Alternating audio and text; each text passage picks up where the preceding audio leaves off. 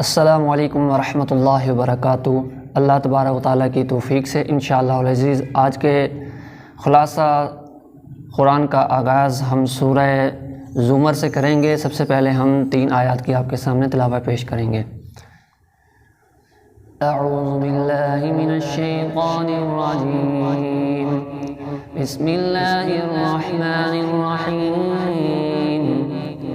تنزیل الكتاب من اللہ العزیز الحکیم، انا انزلنا الیک الکتاب بالحق فاعبد اللہ مخلصا له الدین، الا للہ الدین الخالص والذین اتخذوا من دونه اولیاء ما نعبدهم الا ليقربونا الى الله زلفى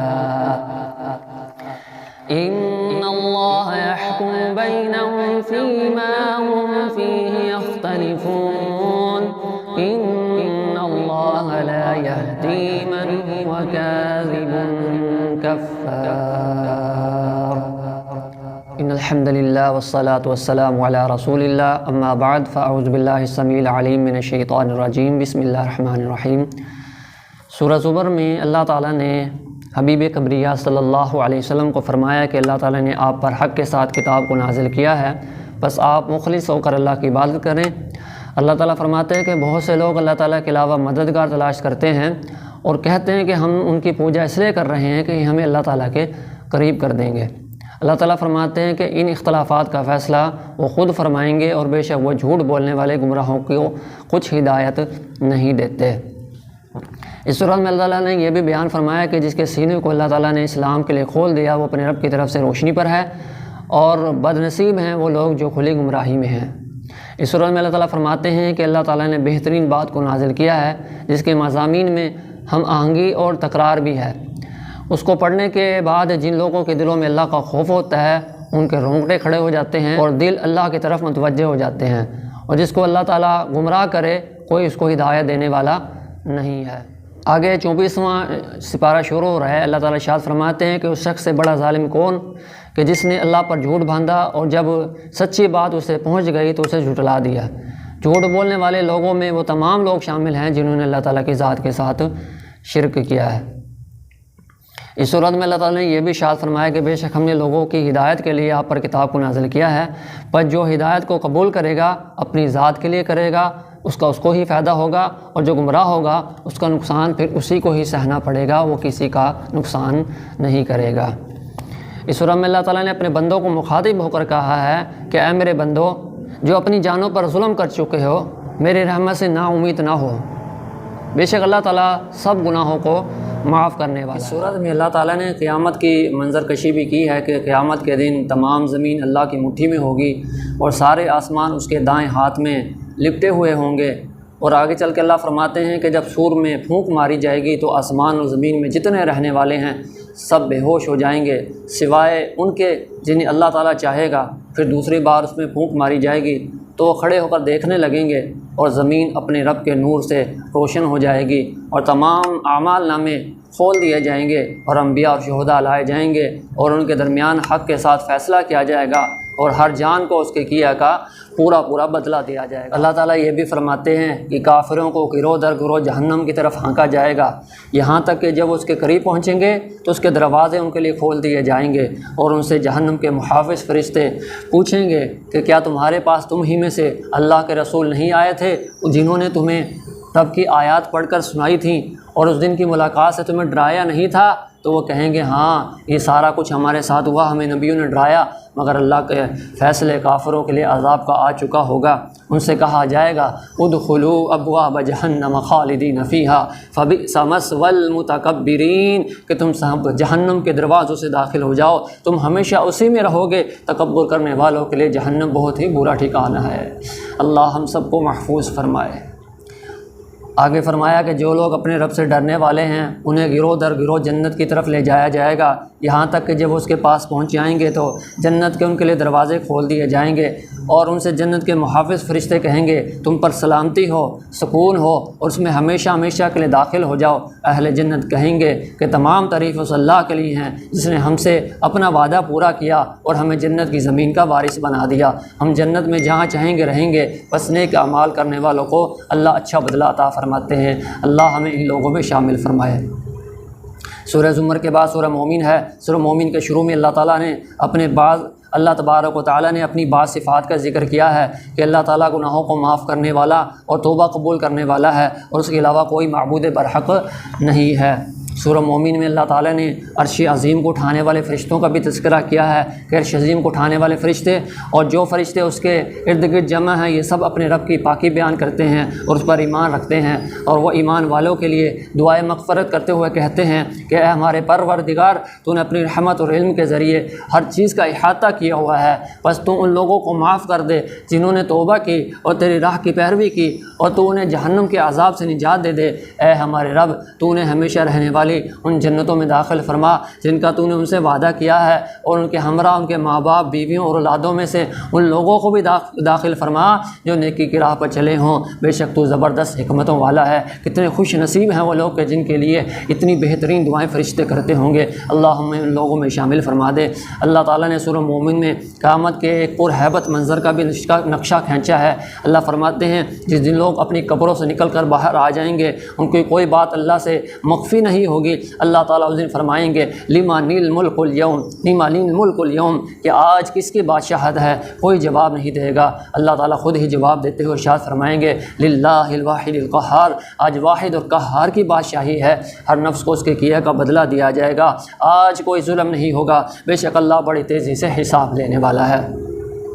اللہ تعالیٰ اس کے بعد نبی پاک صلی اللہ علیہ وسلم کو فرماتے ہیں کہ آپ انہیں قیامت کے اس دن سے ڈرائیں کہ جب لوگوں کے دل مارے غم کے سمٹ کر حلق تک پہنچ جائیں گے، ظالموں کا نہ کوئی گہرا دوست ہوگا، نہ کوئی سفارشی ہوگا کہ جس کی بات مان لی جائے۔ اللہ تعالیٰ مزید فرماتے ہیں کہ اللہ تعالیٰ آنکھوں کی خیانت اور دلوں کے بھیدوں کو خوب جانتا ہے، اور اللہ تعالیٰ حق کے مطابق فیصلہ کرتا ہے۔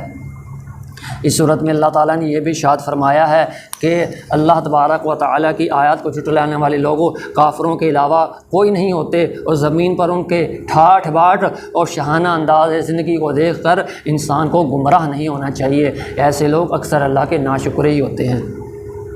اس بارے میں پھر اللہ تعالیٰ نے اعلان فرمایا ہے قال ربکم ادعونی استجب لکم، کہ تم مجھے پکارو میں تمہاری دعاؤں کو سنوں گا۔ ان الذین یستکبرون عن عبادتی سیدخلون جہنم داخرین، بے شک وہ لوگ جو اللہ کی عبادت سے یعنی کہ عبادت سے مراد دعا سے تکبر کرتے ہیں ان کو میں جہنم میں داخل کر دوں گا۔ اس صورت میں اللہ تعالیٰ جہنم میں جانے والے مجرموں کے احوال کا بھی ذکر کرتے ہیں، ان کو زنجیروں میں جکڑ کر آگ میں پھینک دیا جائے گا۔ ایک تو آگ کا عذاب ہوگا اور اس پر اضافہ یہ کہ وہ آگ کی زنجیروں میں گرفتار کر دیے جائیں گے، اس وجہ سے ان کی تلخیوں میں مزید اضافہ ہو جائے گا۔ اللہ پاک ہم سب کو محفوظ فرمائے۔ اس صورت کے آخر میں اللہ تعالیٰ ارشاد فرماتے ہیں کہ لوگوں کے سامنے جب اللہ کا عذاب آ جاتا ہے تو اس وقت یہ کہتے ہیں کہ ہم اللہ پر ایمان لائے اور ہم ماضی میں کیے گئے شرک کا انکار کرتے ہیں۔ اللہ تعالیٰ ارشاد فرماتے ہیں کہ جب میرا عذاب یہ سختی کو دیکھ کر ایمان کو قبول کیا جائے یا اس کا اظہار کیا جائے تو ایمان کا دعویٰ کرنے کا پھر اس کو ماننے کا کوئی فائدہ نہیں ہوتا۔ یہ پروردگار عالم کا طریقہ ہے جو اس کے بندوں میں جاری ہے، اور کافروں کا مقدر نقصان ہی نقصان ہے۔ اس لیے میرے بھائیوں، وہ وقت پچھتاوے کا آنے سے پہلے آج اللہ نے زندگی دی ہے، توحید کو سمجھیے، اللہ کا واسطہ توحید کو سمجھیے۔ کبھی بھی زندگی میں یہ گناہ مت کیجیے، کیونکہ یہ گناہ ایسا ہے کہ جس کو اللہ تبارک و تعالیٰ کبھی معاف نہیں فرماتے۔ سورہ مومن کے بعد سورہ حامیم سجدہ ہے۔ اس صورت میں اللہ تعالیٰ فرماتے ہیں کہ جب قیامت کا دن آئے گا تو اللہ سے دشمنی رکھنے والوں کے کان، آنکھ اور کھال بھی ان کے خلاف گواہی دیں گی۔ وہ لوگ اپنی کھال سے مخاطب ہو کر کہیں گے کہ ہمارے خلاف ہی گواہی کیوں دیتی ہو؟ تو ان کی کھال کا یہ جواب ہوگا کہ اس اللہ نے ہمیں قوت گویائی عطا فرمائی ہے جو ہر چیز کو قوت گویائی دیتا ہے، اس اللہ نے ہمیں بولنے کی طاقت دی ہے جو ہر چیز کو بولنے کی طاقت دیتا ہے۔ ان کی کھال مزید کہے گی کہ تم یہ گمان کرتے تھے کہ اللہ تعالیٰ تمہارے کاموں سے واقف نہیں ہے، اور تمہاری اس بدگمانی نے آج تمہیں نقصان میں ڈال دیا ہے، آج تمہیں گھاٹے میں ڈال دیا۔ اللہ ہمیں محفوظ فرمائے۔ اس سورہ میں اللہ تعالیٰ نے ارشاد فرمایا کہ بے شک جن لوگوں نے کہا ربنا اللہ کہ ہمارا رب اللہ ہے، ثم استقاموا، پھر اس پر استقامت کو اختیار کیا، اللہ فرماتے ہیں تتنزل علیہم الملائکۃ اللہ تخافوا ولا تحزنوا وابشروا بالجنۃ التی کنتم توعدون۔ تو موت کے وقت فرشتوں کا نزول ان پر ہوگا اور فرشتوں کو کہیں گے کہ ڈرو نہیں، خوف نہ کھاؤ، غم نہ کرو، تمہیں جنت کی بشارت ہے، اس جنت کی بشارت ہے جس کا تم سے اللہ نے وعدہ کیا تھا، ہم تمہارے ساتھ دنیا میں بھی تھے اور آخرت میں بھی ہیں اور جنت میں بھی ہیں، تمہارے لیے وہ سب کچھ ہے جس کا تمہارے رب نے تم سے وعدہ کیا ہے۔ اس صورت میں اللہ تعالیٰ نے یہ بھی بتلایا ہے کہ باطل نہ اس کتاب یعنی قرآن کو آگے سے چھو سکتا ہے نہ پیچھے سے، اور اس کو حکمت والے لائق تعریف رب نے نازل فرمایا ہے۔ اس کے بعد 25واں پارہ ہے، اللہ تعالیٰ ارشاد فرماتے ہیں کہ قیامت کا علم اسی کی طرف لوٹایا جاتا ہے، یعنی قیامت کے واقع ہونے کا علم صرف اللہ تبارک و تعالیٰ کی ذات کے پاس ہے، اللہ کے علاوہ کوئی نہیں جانتا۔ اس کے بعد سورہ شورہ ہے، اس سورہ میں اللہ تعالیٰ نے یہ بتایا کہ ہم نے رسول اللہ صلی اللہ علیہ وسلم کے لیے وہی دین مقرر کیا تھا جس کا حکم ہم نے اس سے پہلے انبیاء کرام کو دیا ہے۔ اللہ تعالیٰ مزید فرماتے ہیں کہ جب قیامت کا دن آئے گا تو آپ اس دن ظالموں کو اپنی بداعمالیوں کی وجہ سے خوفزدہ دیکھیں گے اور اس کا وبال ان پر آ کر رہے گا، اور جو لوگ ایمان لائے اور انہوں نے نیک اعمال کیے وہ جنت کے باغات میں ہوں گے، اور ایسے لوگ جو چاہیں گے ان کو اپنے رب کے پاس مل جائے گا، جو ان کی دلی خواہش ہوگی ان کا رب ان کی دلی خواہش کو پورا فرمائے گا۔ یہی اللہ کا بہت بڑا فضل ہے۔ اس صورت میں اللہ تعالیٰ نے یہ بھی بتلایا کہ مسلمانوں کے تمام کام مشاورت سے طے ہوتے ہیں، یعنی حقیقی مسلمان ہر کام میں اپنی رائے کے پیچھے چلنے کے بجائے مشاورت کے راستے کو اختیار کرتا ہے۔ اس صورت میں اللہ تعالیٰ نے بتلایا کہ وہ جسے چاہتے ہیں بیٹے عطا کر دیتا ہے، اللہ جس کو چاہتا ہے بیٹیاں عطا کر دیتا ہے، اللہ جسے چاہتا ہے بیٹے اور بیٹیاں دونوں ملا جلا کر دے دیتا ہے، اور اللہ جس کو چاہتا ہے بانجھ رکھ دیتا ہے، بے اولاد رکھتا ہے۔ اولاد کی تقسیم صرف یہ اللہ کے اختیار میں ہے۔ سورہ شعراء کے بعد سورہ زخرف ہے۔ سورہ زخرف میں اللہ تعالیٰ نے کافروں کی اس غلط روش کو بیان کیا ہے کہ انہوں نے اللہ کے بندوں میں سے بعض کو اس کا حصہ بنا لیا تھا۔ اللہ تعالیٰ فرماتے ہیں کہ بے شک انسان کھلے کفر کا ارتکاب کر رہا ہے۔ اس سورہ میں اللہ تعالیٰ نے یہ بھی بتایا کہ جو لوگ اللہ تعالیٰ کے ذکر سے اعراض کرتے ہیں اللہ تعالیٰ شیطان کو ان کا ساتھی بنا دیتے ہیں اور وہ راہ ہدایت سے بھٹک جاتے ہیں اور سمجھتے ہیں کہ وہ سیدھے راستے پر ہیں، یعنی کہ اللہ کا ذکر نہ کرنے کا اس قدر نقصان ہے، اس لیے اللہ کا ذکر کثرت سے کرنا چاہیے۔ جس طرح کہ اللہ تعالیٰ ایک مقام پر فرماتے ہیں یا ایھا الذین آمنوا اذکروا اللہ ذکرا کثیرا، ایمان والو اللہ کا ذکر کرو اور وہ بھی کثرت کے ساتھ کرو۔ اس کے بعد سورہ دخان ہے۔ سورہ دخان میں اللہ تعالیٰ ارشاد فرماتے ہیں کہ انہوں نے قرآن مجید کو برکت والی رات میں نازل فرمایا ہے، اور سورہ دخان میں اللہ تعالیٰ نے قوم فرعون کا ذکر کیا ہے۔ اللہ تعالیٰ نے قوم فرعون کو آزمائش میں ڈالا، ان کے پاس ایک عزت والے رسول یعنی موسیٰ علیہ السلام آئے جنہوں نے ان سے کہا تھا کہ تم اللہ کے بندوں کو میرے حوالے کر دو، میں بے شک تمہارے لیے اللہ کا امانت دار پیغمبر ہوں، اللہ کے حکم سے سرکشی اختیار نہ کرو، میں بے شک تمہارے پاس ایک واضح دلیل لے کر آیا ہوں۔ لیکن فرعون نے اس موقع پر جناب موسیٰ علیہ السلام کو سنسار کرنے کی دھمکی دی۔ جناب موسیٰ علیہ السلام نے اس موقع پر اس سے کہا کہ میں اپنے اور تمہارے رب سے پناہ مانگتا ہوں کہ تم سنسار کرو، اگر تم مجھ پر ایمان نہیں لاتے تو مجھ سے دور ہو کر رہو۔ تو اس واقعے کو اللہ تعالیٰ نے وضاحت کے ساتھ بیان فرمایا ہے، یہ واقعہ ہم پہلے بیان کر چکے ہیں۔ اس کے بعد سورہ جاثیہ ہے۔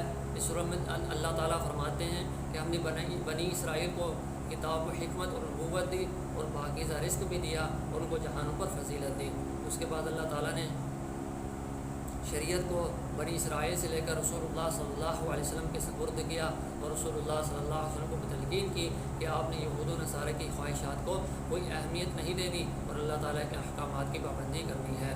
اس صورت میں اللہ تعالیٰ نے لوگوں کو بھی ذکر کیا ہے جو اللہ کو بھول چکے ہیں اور خواہشات کی پیروی کرنے میں لگے ہیں، خواہشات کے پیچھے چلتے ہیں، ان کے دلوں اور کانوں پر مہریں اور آنکھوں پر پڑتا ہے۔ تو بس کون ہے جو اللہ کے سوا ایسے لوگوں کو ہدایت دے سکے؟ اللہ کے سوا کوئی ہدایت دینے پر قادر نہیں ہے۔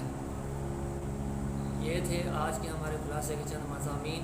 اللہ رب العزت سے دعا ہے کہ جو سنا ہے اس پر غور و فکر کر کے عمل کرنے کی اور اسے آگے پہنچانے کی توفیق نصیب فرمائے۔ اس میں جو بھی اسے کمی کوتاہی ہوئی ہے اللہ اسے درگزر فرمائے۔ جو کمی کوتاہی ہے وہ بشری تقاضے کے تحت میری طرف سے ہے، اور اگر اس میں کوئی خوبی ہے تو اللہ کی طرف سے ہے۔ جتنے مسلمان بیمار ہیں اللہ رب العزت تمام کو شفاء کاملہ عاجلہ نصیب فرمائے، اور جتنے مسلمان اس دنیا کے اندر پریشان ہیں اللہ رب العزت تمام کی پریشانیوں کو آسانی میں تبدیل فرمائے۔ جزاک اللہ خیر۔ السلام علیکم ورحمۃ اللہ۔